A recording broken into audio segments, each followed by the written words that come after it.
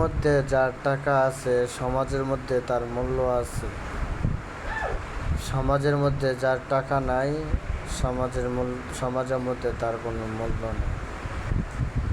এরকম কিছু কিছু কথা গ্রাম এলাকার প্রকৃতির মধ্যে দেখা যায়।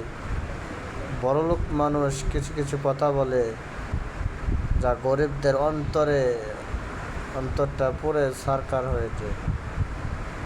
এর জন্য বড়লোক মানুষ ভাই এরা গরিবদেরকে কখনোই কটূক্ত কথা বলবেন না।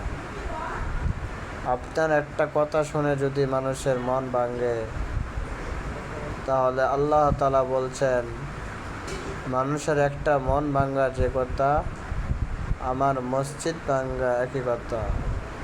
তাহলে আপনি যদি একটা মানুষের মন ভাঙেন, তাহলে একটা মসজিদ আপনি ভেঙে ফেললেন।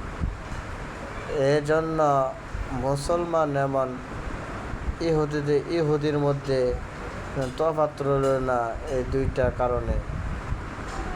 এই জন্য বড়লোক মানুষেরা পৃথিবীর মধ্যে গরিবদেরকে কখনো ছোট মনে করবেন না।